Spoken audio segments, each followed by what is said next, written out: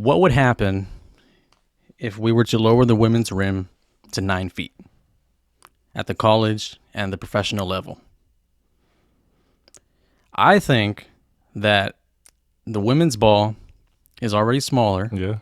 I can see you're already disagreeing with me. Just the women's 3-point line is smaller. closer. Yeah. And if sports are for entertainment purposes, why not have women's highlight dunks, posters, blocks at the rim? Because, I mean, the women's game fundamentally is just as good as the men. They can dribble, they can shoot, they can pass, they can run plays, set screens. It's just at the rim is kind of where the entertainment for me dies. And if the rim was at 9 feet, maybe even 9.5, okay, and we could see a few dunks a game, I think that would change the game.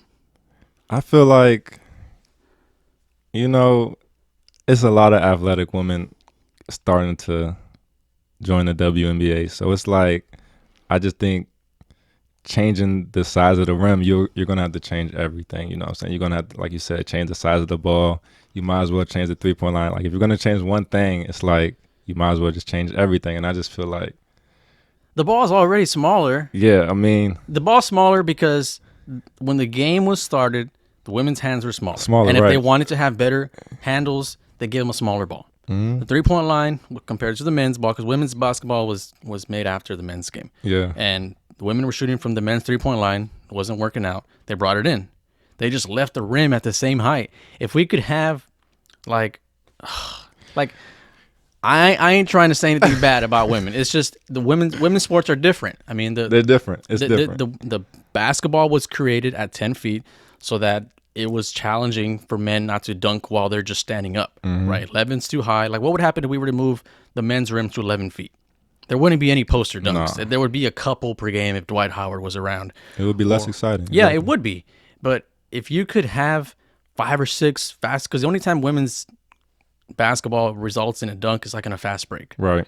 And it's one a game a month or something. You want to see some women posters out there. I want more entertainment, man. Me too. It's the entertainment part of it. And I think I couldn't agree with you on that. They need more entertainment in the game, you know what I'm saying? Like, it's a big thing going on where they're not making enough money or whatever. So it's like maybe more entertainment will bring them more money, you know what I'm saying? I think it comes from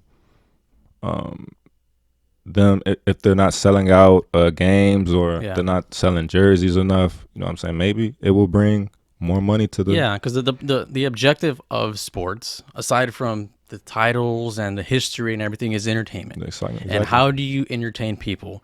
You got to fill the seats. How are you going to fill the seats? You've got to provide something exciting. Mm-hmm. And there's this French player, she's like 16 or 17. She's like 6'8" or something. Dominique Malonga. She's similar to Wembanyama in that kind of French upbringing. Something's in the water, man. They're breeding these tall kids over there or something. And there's a couple videos of her just balling out. And it's not like there's 50 of her. Right. There's her. There's Brittany Griner. There's there was another one. Liz, I think. Liz is pretty. I don't know her last name. Yeah. Cambridge. Yeah. Okay. Yeah. Cambridge. There you go. Yeah. But she don't dunk every game. No. She's a fundamental baller. She can ball out and bully people in the paint. Right. If the rim was 9 feet, imagine if her plays were resulting in just posters. Oh, come on, man. I mean, I can feel you on that, but like I said, man, if they lower the rim, I just feel like they're gonna have to change everything. Everything else, like it's like, man, it's gonna lead to this domino effect, I guess. Yeah. But no. It's definitely WNBA can definitely use more excitement. That might bring that's what it is. Sure. It ain't to say, hey, women can't jump as high. Right. It's we got to bring more entertainment. Bring the rim down. See what happens. They're gonna see ticket sales go up. Posters. I mean, there's men's leagues like for people my height where the rim is 9 feet. Right. And those guys like to play because it's like, okay, there's a chance that they could dunk on somebody. Somebody like me who's 5'9". If it was a 9 foot rim, I'd be like, you know what, I can play. I can have some fun with it. If someone like you showed up on a 9 foot court, I'd be like, bro, come on.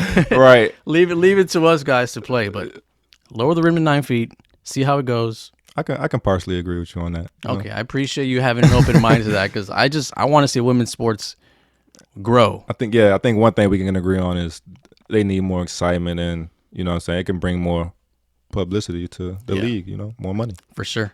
Do you think the Hawks ownership team regrets the Trae Young and Doncic trade?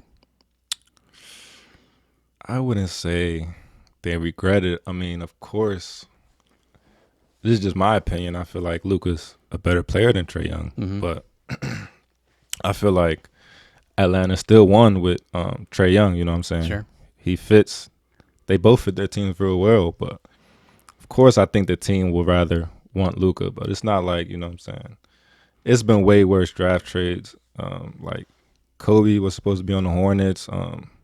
Donovan Mitchell was supposed to be, I think, on the Nuggets. Like it's been crazy draft trades that I know teams regret, but I don't know if that's one of them because it's like a win-win for both the teams. Right, we're talking 2 All-Stars here. Right, Just exactly. one is a way better All-Star. I don't know about way better, but like these are their numbers. Doncic through his 5 years, 27, 9, and 8.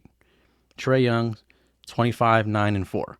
They're both great numbers. Yeah. It just seems like Doncic is just light years ahead, and maybe he just gets more hype because he's playing in a bigger market. Unstoppable, bro. He moves incredibly slow, but he's deceptively fast. I think he just got his like career jump started faster than Trae Young. You know, so that's probably why he gets a little more leeway, more love on the court. But they both have great games. You know what I'm saying? In my opinion. Like, you ever seen that video with Doncic with Dude Perfect doing like trick shots and stuff, and they all played him. They all played him 1-on-1. Yeah, and he was damn near walking. He was chilling. He was just like backing them up, turn around, shoot. And these guys are playing defense. Yeah. And it's just like, that's just how much better these guys are than the average Joe. To the average person. These guys are decent athletes. You know, they're not professionals, but they can carry their own weight.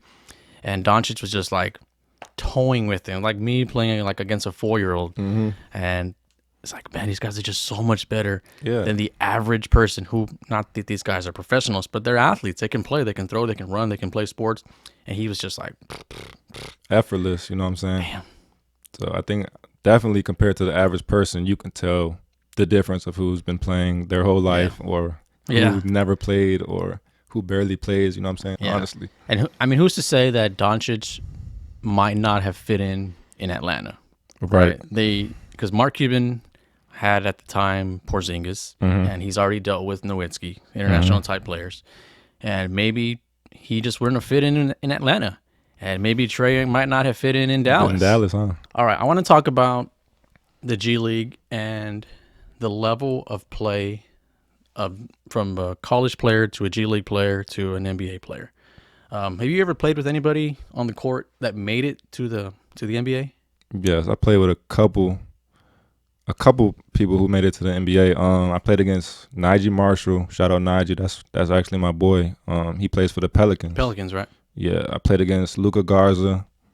Who's he play for? He plays for the Timberwolves. He went to Montrose in high school, and then he went to Iowa State. I think he's like their leading scorer of Iowa or something like that. You played against him in high school? Played against him in high school. Right after I played Najee. Right after I played Rose, we played Luka. And can you tell at that age that these guys are ballers, man? They're going somewhere. Definitely, they had the hype behind them for sure, and they had the skill to back it up. You know, they was just different in high school. You know, like trust me, it was a lot of good players, but they was just different. You know what I'm saying? They dominated in certain areas that other players just didn't. You know? Yeah, they really stood out. So, how come a player like Mac McCLung? Right, was a standout in high school. He very exciting. Balled out in the G League. Got G League Rookie of the Year, I think, or Rookie of the Month. I'm not sure. I think it was Rookie of the Year. I think so. He got invited to this year's dunk contest.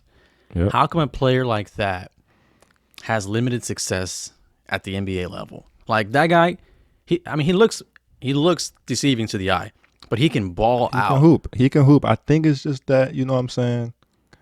Is the NBA players just that much better that he doesn't have a position to fit into? It could be that. I was going to get to that. Like, it's about where you can fit in at, you know what I'm saying? He's been to a lot of teams where it's just like, I think he when he went to the NBA for a little bit, he was with the Lakers for a little bit. It's like hard to fit into those type of teams, you know what I'm saying? So it's like, honestly think his time is just coming, you know what I'm saying? He just got to stay focused, stay locked in, keep hooping.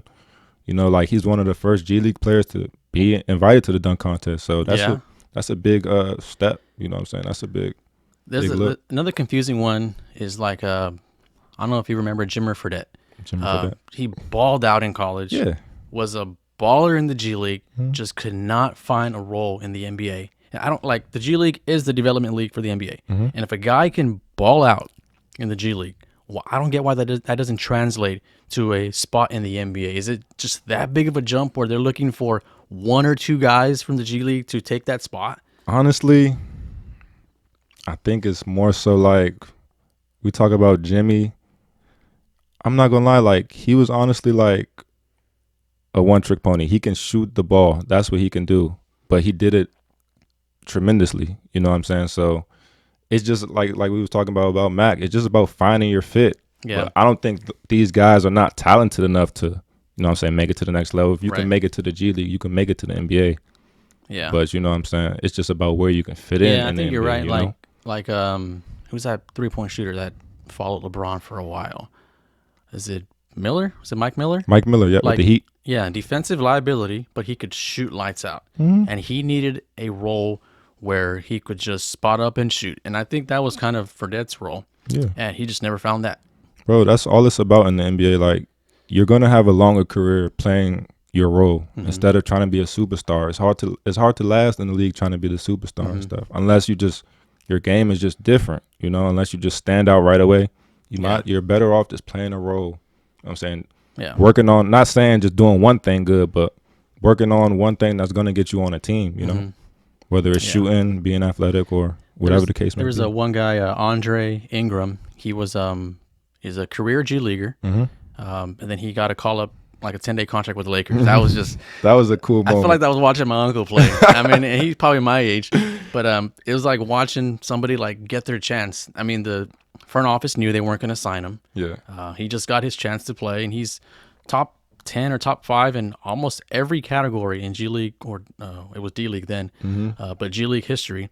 And he's a baller, but doesn't have a role in the NBA. Like, it's just the level. Was it just that big of a jump, man? I think with his situation, it was just that, you know what I'm saying, I don't want to say it was a publicity stunt for the Lakers, but it was. They weren't in the playoffs. They weren't making a playoff run, but he got called up. Yeah, dude had talent. You know what I'm saying? Like I said, most of these dudes have talent. It's just hard to find your role once you make it, or you know what I'm saying. Some guys struggle, like you said. He played in the G League for like 10 years. Yeah, something like that. You know what I'm saying? Some guys don't just struggle finding their way to the NBA. You know what I'm saying? Some guys are just overlooked. The best guys don't make it. Yeah, honestly.